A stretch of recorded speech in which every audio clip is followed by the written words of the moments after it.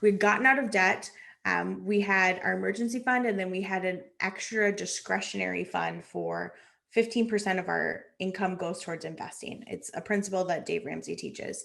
And so that money was being used for passive investments. So then we paid off our house, we sold it, and we got this huge influx of cash. And we're like, okay, do we want to continue to, do the BRRRR strategy, house hack, buy duplexes, buy single family homes, or do we just trust people like Ellis and Todd and Michael Blanc and all of these amazing people in the real estate syndication industry to help us create steady streams of income with this capital? I ran the numbers. In order for me to leave my corporate job, we had to choose that option. And so we did. And I replaced my corporate salary.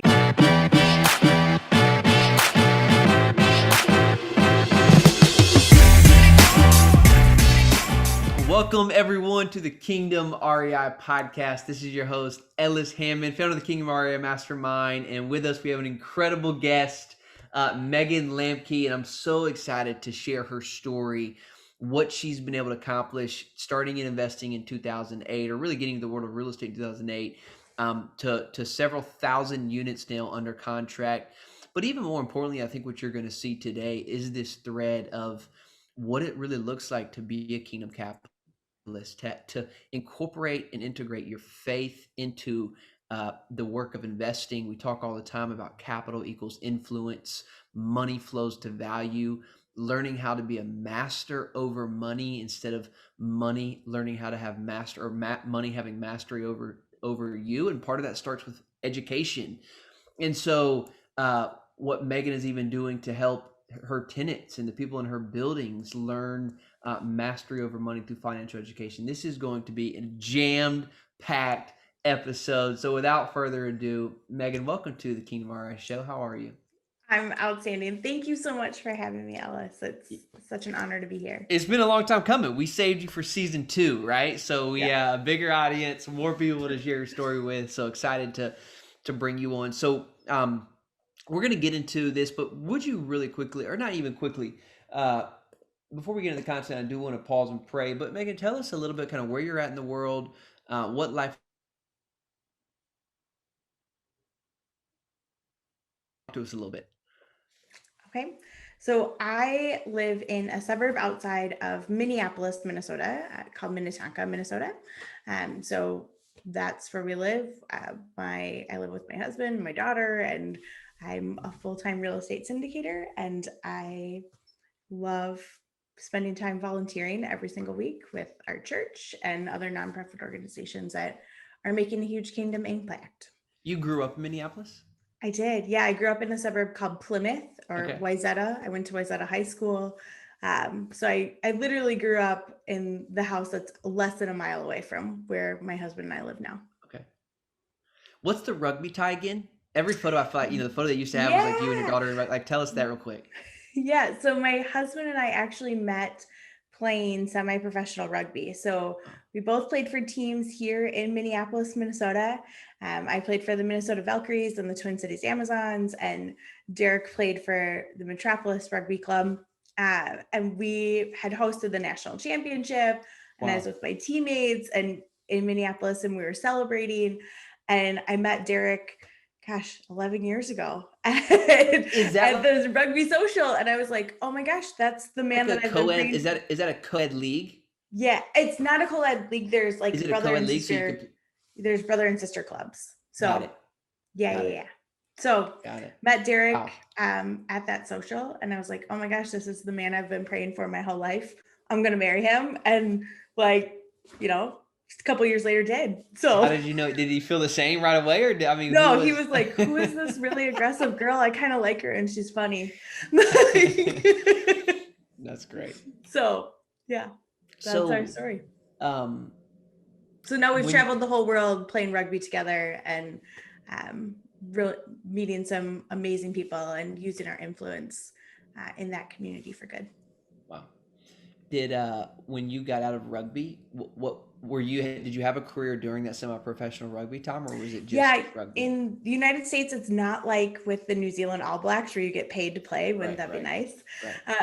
Um, so here in the States, when you're playing on club teams, you still need to work full time. You still need to have your W-2, but your travel is comped. So, for example, when I played for the Twin Cities Amazons, we'd have the team would pay for hotels and um, would reimburse some for airfare and stuff like that. And then So, what was your job? What were you working? What was your W so two? I was working in the technology industry um, for software sales and marketing automation.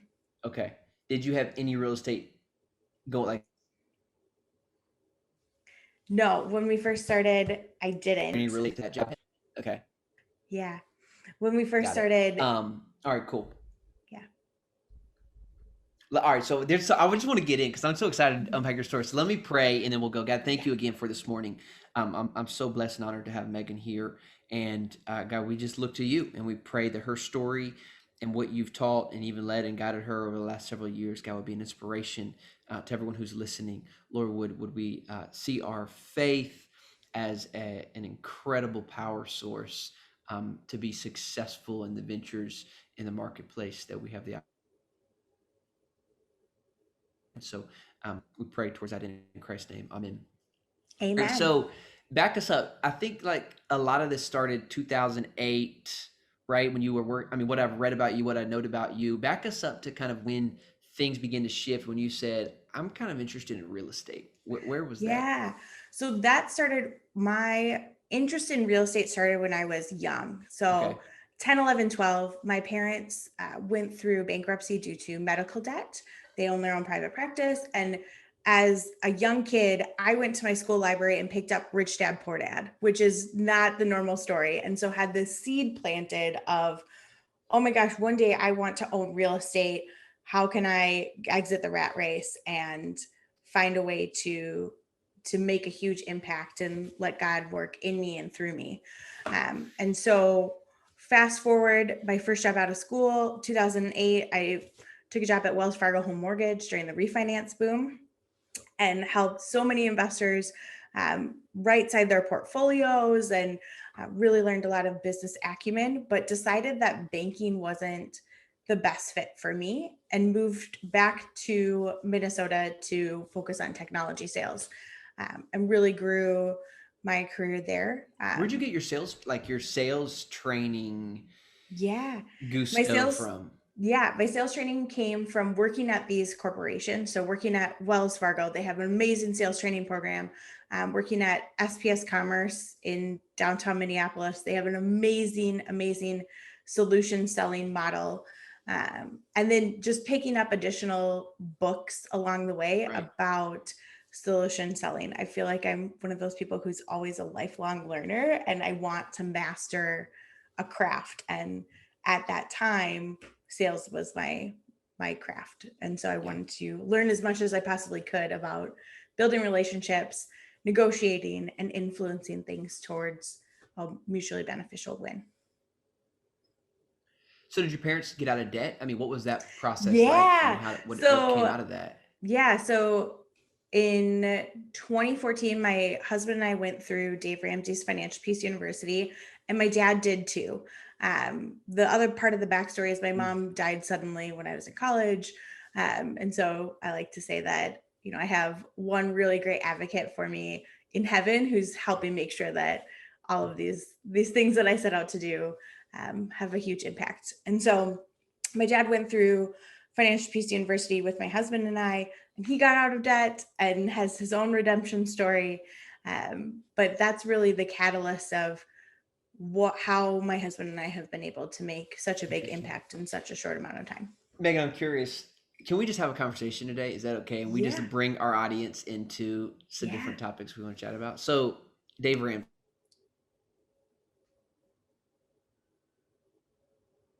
I love that you are using Dave Ramsey. So, tell our folks how you're using Dave Ramsey in your apartment community briefly, and then I want to go back to Dave Ramsey.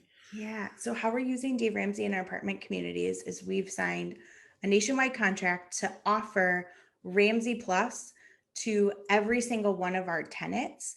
So normally churches can purchase a church license and offer it to every single one of their parishioners.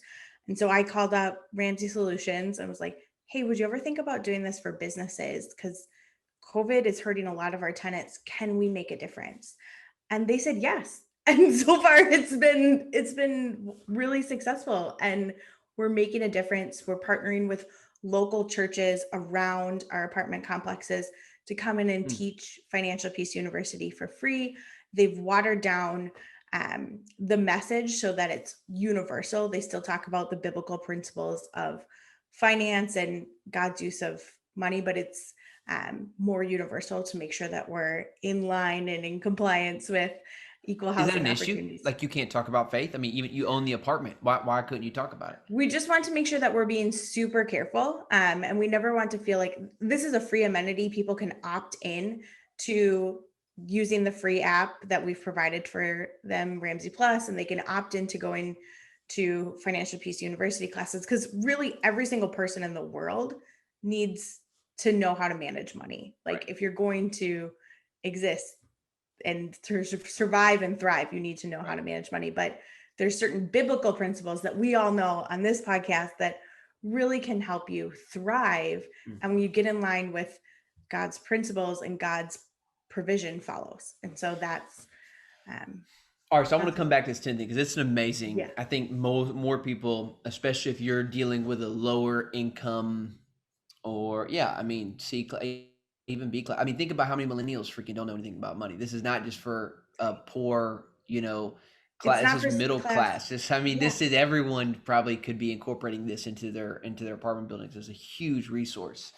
Um, so let's go back though. I'm gonna talk about Dave Ramsey for a minute. So Dave Yeah. Ramsey, in at least our circles, I feel like gets a lot of heat. And I'll be honest, I think I've thrown some shade at Dave Ramsey in the way that I've always thought about it, Megan. And I'd love either some correcting or let's just have a good combo to kind of break this Yeah. out. So Where Dave has helped a ton of people get out of debt. Dave, but as as a capitalist, there's a little bit different. We're not just our goal is not just to get out of debt. We actually use debt. We leverage debt. We're not just saving. We're investing. So I'm curious, kind of how it seems like there's a huge influence there. But what has been part two, or how has that influenced? In looking back, what do you really hold? And then are there things that you've had to change or adapt? I'd love to hear your input. yeah. So Dave Ramsey's really famous for Financial Peace University. I mean, he's helped millions of people get out of debt. What people don't know is the second part of the program is called the legacy journey. So that's where once you've gotten out of debt, no, you're a slave to no one.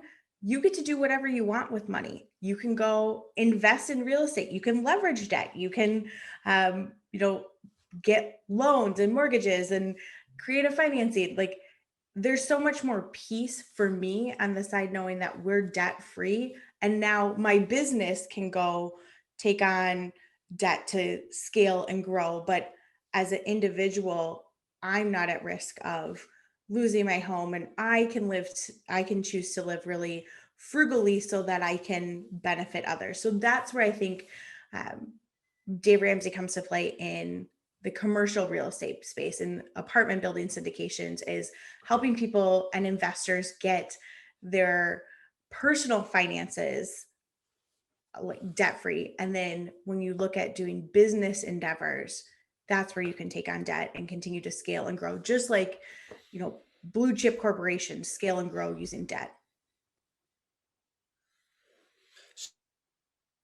There's a distinction then you make if I'm okay to take on as much debt as possible in my business, but I want to be debt free as an individual.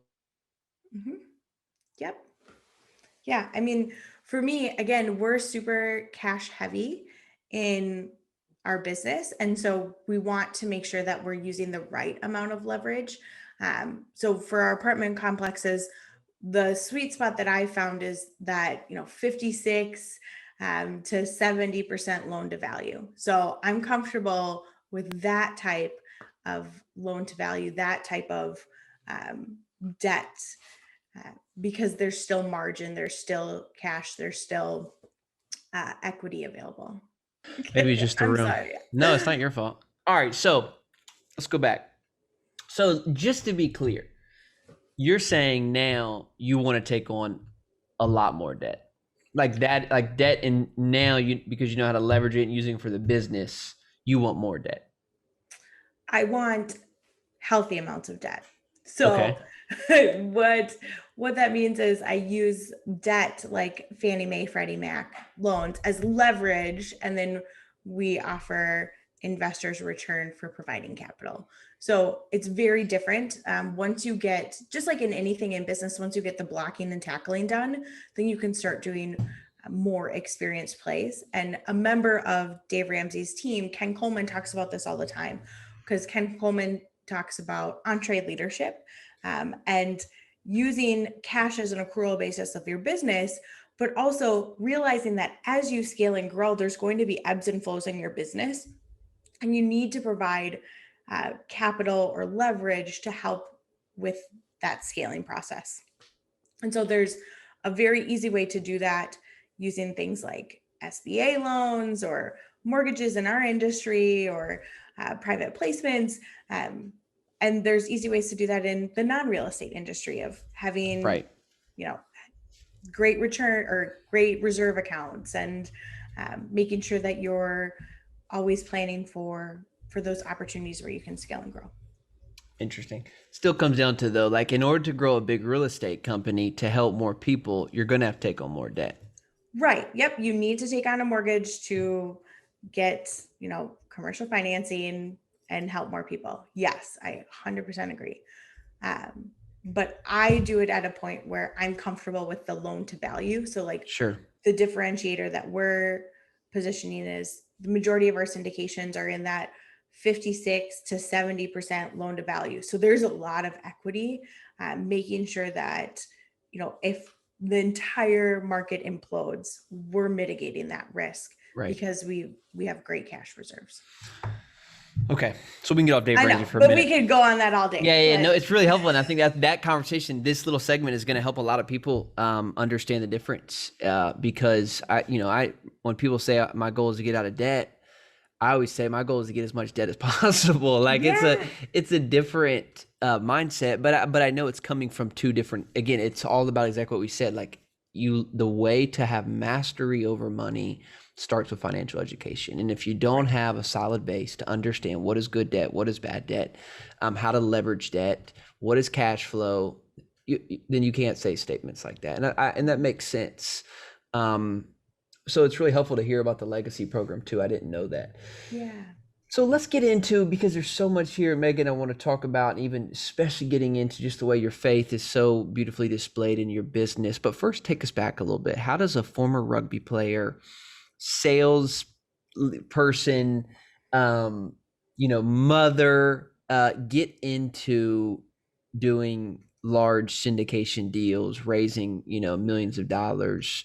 Take us to that starting point. So that starting point was right in the middle of our get out of debt journey. So part of what Dave Ramsey teaches is being gazelle intense about accomplishing your goals, which is applicable to everything in life. So I was working my sales job, normal 9 to 5 hours. I was waking up in the morning and teaching a fitness class, either CrossFit or kickboxing class. And then in the evenings, I was bartending at the Timberwolves and Lynx games. And then I'd wake up and rinse and repeat, do it all over again, play rugby on the weekends, and got my real estate license to try and sell additional houses. My husband and I were house hacking, and we had tenants, our rugby teammates, living with us. Wow. So we were doing the BRRRR strategy and house hacking. And then I was going to real estate networking events.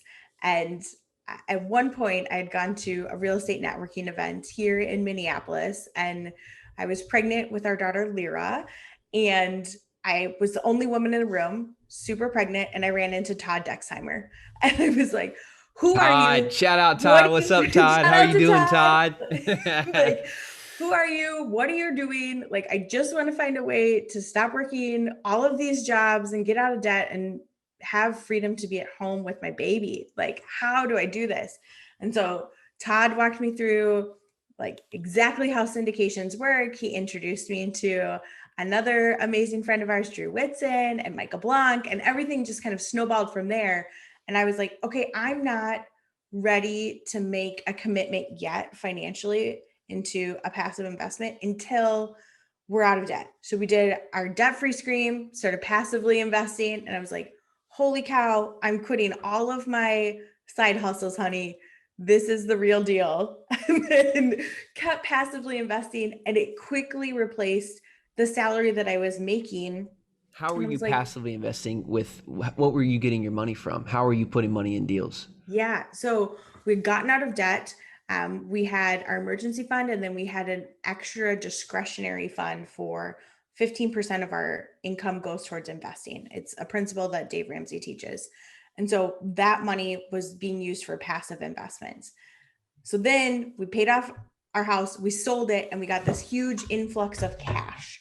And we're like, okay, do we want to continue to do the BRRRR strategy, house hack, buy duplexes, buy single family homes, or do we just trust people like Ellis and Todd and Michael Blanc and all of these amazing people in the real estate syndication industry to help us create steady streams of income with this capital? I ran the numbers. In order for me to leave my corporate job, we had to choose that option. And so we did. And I replaced my corporate salary and I was like, okay, honey, we have our emergency fund. I want to continue to collaborate with these amazing How much individuals. money was that? Will you share? How much did you have to get in? Yeah. So we sold our house for $274,000 and we used the equity to put it in a bunch of different syndications. And then that was replacing my corporate salary. I can tell you that our range as a couple, we qualified as accredited investors. So for those of you that don't know, accredited investors make over $300,000 a year Got it. as a married couple. So yeah, that's So where you we're were at. living off the cash flow of those investments. That's Yeah. what was So able to now we replace live off, your. yeah, my corporate salary, we live off the cash flow of our investments that we made in real estate syndication. Wow. Powerful. So then now I have this real estate syndication business. My husband still has his W-2, so we still qualify as accredited investors, and we choose to live beneath our means and use the extra money for impact, the extra money for future investments. How much now as an entrepreneur, Megan, are you putting? So when you say like your model is still 15% away, I'm curious how much do you see your business and even your education as investments, and how much do you allocate? Like, how do you think about allocating money to grow your business and money to allocate your personal, I mean, me, I invest a lot of money. People would be shocked at how much money I spend in just learning, networking, things like that. How much goes to that? Yeah. So for us, every dollar that comes in, we split it into 4 categories. So give, save, spend, invest. There's different percentages for those based off of where we feel like we're at, and every household is different. So in that give, save, spend, invest category, invest is investing in real estate, investing in alternative assets, and investing in ourselves. So there's a pretty significant portion of our income that goes towards investing. Got it. So like an example, if you wanted to make it duplicatable, is you could say, okay, we're going to give 10% of our income, or give and tithe 10% of our income, we're going to save 30% of our income, we're going to spend 40% of our income, and we're going to invest the rest, for How example. much do you think you've spent on yourself, personal education, whatever it is, to have the knowledge, the confidence to be able to be where you are right now as CEO of your company and, Yeah. running multiple syndications? What would you think the investment has taken over the years? Let's see, in the past 2 years, I've easily spent over $40,000. I mean, you think about that's honestly, I'm surprised it's not more, but like you seems like you're a lot more efficient than I am, right? But I think that's right on. I mean, that's to be able to be where you're at is incredible. That's awesome. So, so tell us where your business is today, to date. Yeah. So today we are in a spot where we're blessed to be a blessing. So we continue to partner with amazing syndicators throughout the industry. I continue to provide value by being a marketing member of general partnerships. We continue to syndicate on our own. And we're closing between 2 to 3 new syndications every month. Wow. Um, And what does that mean? so You're closing it's like like, 2 to 3 syndications. Like you're helping with the marketing, you're bringing in capital to yep, deals. I'm Is that bringing kind in of the roles that you're capital playing? because I went and studied for my securities licensing exams and made sure that I partnered with a great broker dealer. Shout out to phase one. And so making sure that we're fully compliant on that So you aspect. went the securities route to I actually, so did. you could do it that way. Yep. So I went both the securities route and originally started as a member of the general partnership that focused on investor relations and capital raising and using my marketing automation acumen Right. to bring value to those teams. Right. Interesting. I don't hear a lot of folks that go all the way to the securities route. Is there a quick explanation of why you decided to do that, or you just wanted to make sure you had things buttoned up? Uh, Both and. So Mm-hmm. in 2020, there was a pretty serious crackdown from the SEC on syndicators in the space. We went through an audit, just like many of our peers, passed with flying colors because of our due diligence and our marketing. But I wanted to make sure that we were mitigating risk Right. for ourselves and our investors and just trying to be a good steward of the financial resources and opportunities that God has put in my life. Hmm. And in order to mitigate that risk and continue to make a big impact, I chose to go down the securities route. Hmm. Megan, I read in your bio that you and your husband decided to give away half of your net profits. Yeah. When did you make that decision? What, like, I understand you got out of debt, but like, when did you make that decision? Because I want people to understand, like, how do you get to a place to be able to make a decision like that? Like Yeah. where were you at financially, and why? Yeah. Why so early? Because I don't know, I think many people would say, well, why give away 50% now? You're so young, you could build up. Why'd you start now? So Yeah. when and why? When and why. So when we were on the Dave Ramsey radio station, did our debt-free scream, we followed up with each other after that call and said, okay, we have our fully funded emergency fund. We have our daughter's child college education set on autopilot. We don't have a mortgage. Like, what else do we feel like God is calling us to do? And who can we help?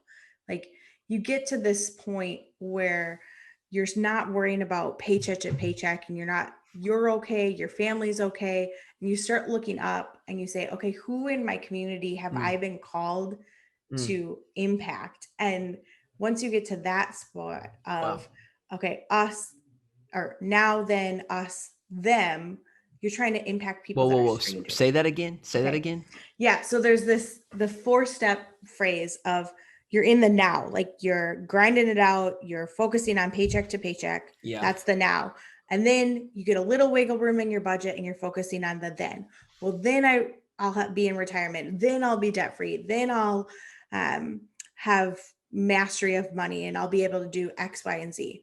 So now, then us. So us as a family, what can I do for our legacy, for our impact, for our generations, for my daughter, for her future children, for my parents, for my grandparents? What can I do to make sure that we're all okay financially? And once that's steady and stable and you have a plan, then that's where the fun part kicks up. And you're Yeah. like, okay, God, who am I called to help? Like, Yeah. who are the single moms in our neighborhood that we can just show up Mm-hmm. and be an anonymous blessing for and like bless Mm-hmm. their socks off? Like, who can we help when there's tragedies like in our city? Like, God, you've called us to be a blessing. Like, help us be a blessing and help us be the hands and feet of you, Jesus, to these people. Because there's, when we go through tragedies and trials, there's an opportunity for us to speak life and to speak hope and to show the goodness that God Yeah. is amongst those tragedies and trials. And they can actually become future testimonies for the kingdom. Like, that's what Mm. happened to me. Like, I mean, we're going surface level here. We're getting deep on some things, but the biggest tragedies that I've had in my life have become my testimony and have become that Mm. big why for why we're so intentional with our business. So it was when we knew we had runway, when we had an emergency fund, and how we did it. We just chose who was around us and who we could I think impact. that's so powerful. And I just think so many people miss that. I don't understand why, I do understand why, because I struggled with this for a really long time. But, this idea that capital equals influence Mhm. is so key. And I love that idea of like, it's being okay for a season to say, I got to get my money right. Yeah. Like I got to get my money right. And I think I hope people are hearing this message to say it's okay to focus on getting your money right for a season Mhm. because of the freedom that then allows you to go into your community. And I mean, talk about the things that you're doing now, Megan, with your business and the people that Yeah. you're helping because of that. Yeah, I'm happy to. So I'm just going to plant the seed first.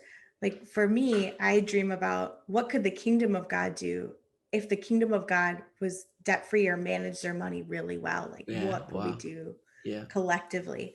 So what we're doing today Yeah. is You got a lot of generous people in the Christian community with no money. right. It's And like, it's like, hey, I'm glad you feel generous, but why don't you learn how to make some money first so that you can actually give some money, right? I mean, we need generous right. people who make money. Yeah. Yeah. And Yeah. then, like, for the stuff that we love doing with our church, we teach Financial Peace University, and more importantly, take the big donors in our church and teach them the legacy journey. And, Hmm. like, hey, how are you making a generational impact in this community, and making Kingdom Capital like thrive? And Mm. let's take background for that. So that's one of the things that we do is we teach FPU and the legacy journey in our church. With our apartment buildings, we're offering Financial Peace University and Ramsey Plus as free amenities for every tenant. We're partnering with another Christian faith-based nonprofit organization called Apartment Life, where they live on site at our apartment buildings and do those simple random acts of kindness for people when they have a baby, when they had surgery, when they're going through a hard time at work. They check up on them. They're really an extension of our property managers. I like to think of them as like a resident assistant. In college, you have your RA that you go talk to, and they're like super kind to you, and just make you feel warm and welcome. And they also plan weekly events for our tenants to have that community feel, because when people have friends in the same apartment building that they live in, they want to stay longer. And it's been statistically proven that they pay their rent on time. So, like, because they don't want to leave their friends. So we partner with them, we partner with Ramsey Plus, and some of the other things that we do with our business is I hire virtual assistants uh, in Southeast Asia. And they're women that have been rescued out of human trafficking, and we give them a college education and mental health awareness classes and stability. And instead of selling their bodies for $3 a day, Hmm. we're paying them $9 an hour. Hmm. And they're managing my business, and it's impacting them as moms, them as daughters, and we're teaching them kingdom principles. Hmm. So we teach them about Jesus and how to become an entrepreneur. And so that's the part through venture that I really love, is this whole concept of you can choose to make a business for good, and you can choose to be super intentional about how you're spending money and how you're building community and how you're impacting the planet and people on purpose. That's so powerful. I love that you don't have to trade building a business for truly having kingdom impact. In fact, the more profitable you become, right, the more that you can leverage that influence to help women in Southeast Asia. How do you find an organization like that? How are you partnering with them? I'm sure Yeah. people want to hear more about that. Yeah, so feel free to put this in the show notes. We work with Legacy Virtual. We also work with venture.org. So they collaborate together, and there's a lot of synergies there. So venture.org works boots on the ground with local pastors and missionaries to rescue women and children as young as 2 years old and give them school and stability and safety and education, and teach them the gospel Hmm. and teach them about Jesus. And then once they have their college education, or if they're grown women, they enable them to become entrepreneurs by being virtual assistants, or by getting involved in a career in politics, or running their own business and owning a goat farm. There's a variety of different ways that we teach them how to be entrepreneurs. Megan, what are you dreaming about right now? Like, what's the future dream? I mean, you have a beautiful family. What are your 5 and 10 year goals? I mean, Yeah. what is inspiring you right now? What's inspiring me right now are some of the movements with Her Story, which is a collaboration of women speaking out about sex trafficking. So I just spoke in front of 10,000 women. And so dreaming about a world where it's not a problem because enough Christians said, I'm not going to stand for this anymore. And I want to make an impact with my time or my finances. That's what I dream about, is in my lifetime, we made a kingdom impact so that the world is different. I Mm. dream about having our apartment buildings have a zero carbon footprint so that there's enough trees and clean air and clean water for my grandchildren and their grandchildren. Um, I dream about a world of people knowing Jesus and having a personal relationship with them, and having easy conversations from a business setting that can open the door for that kind of a conversation. So Wow. those are the big dreams that I'm dreaming about, is who can we help? How many people can we impact? And how big can the kingdom of God get? Mm. Folks, you see why I brought Megan on today. Hey, I just interviewed John Lee Dumas the other day, and I asked him the question, what's your favorite question that he asked? And he says his favorite question is, what have you changed your mind on in the last 6 months? So I'm going to Mm, incorporate that. I love that question. What is yeah. something that you changed your mind on in the last 6 months? Something personal or business or Nah, whatever. professional? He said it was cold. It was a cold plunge for him. Like he actually he started doing cold plunges. He didn't like it before, and now he did it. Now he does it every Yeah. day. Hmm. I think, I mean, this is gonna like sound really trite, but the thing that I've changed my mind on the most recently is our 3-year-old has been finally sleeping through the night. And so just um like, I originally thought she needed to be coddled like the whole time and all of the things. And my husband kept saying, we need to enable her to make her own decisions. I'm like, but she's 3, she's Mm, my baby. Like, I need to show her love and support. And so I changed my mind on that philosophy that's good. of, hey, I can let her comfort herself, and I'm teaching her life skills right now if I let go of my helicopter mom ways for a little bit. That's good feedback for a future dad right here. It's In the on the beginning, way. though, you need to be like all hands on deck. But when they're 3, there's a little wiggle room. That's Right, what I've learned. right. Guys, I don't know about you all, but I've just thoroughly taken away so much from this conversation. I think when I meet people like Megan and I see just a bigger drive for what they're doing, it's inspiring. I mean, it's why we started the show, and I hope you're hearing this, and that, there are very few places that, because I think when we talk about, like, you hear this idea of make money or be profitable, like there's so much other things that are tied to it. But like I think that message is, I hope, coming out today, that this is the purpose of Kingdom REI. It's why we have a mastermind. It's why we do this show, because we want to help Christians like yourself crush it in business. Why? Because when we have margin, then we can live fully into our mission. Where there's no margin, there is no mission.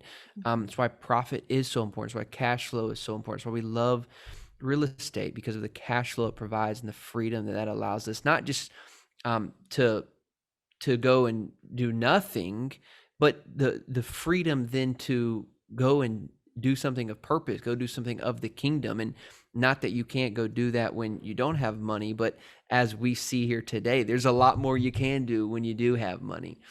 And so, Megan, I mean, is there anything else that you would like to just, maybe even parting words, for our audience, for the Kingdom REI audience, before we get out of here today?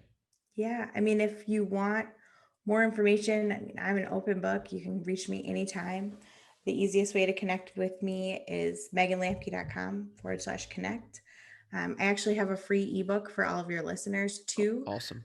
One of them is how we save $50,000 in 30 days so that we could start investing in syndications. You can find that on our website. And the other one is the Leader's Guide to Investing. As a woman, I was super timid about asking questions of syndicators until I was called out on it by one of my business coaches. So it's just the answers and guides to all of the questions that I asked because I was timid being the only woman in the room. So that's the Leader's Guide to Investing. Both of them are free. Download them. I hope they bless you and they bless your audience's business, and we can all just do amazing things for the kingdom together.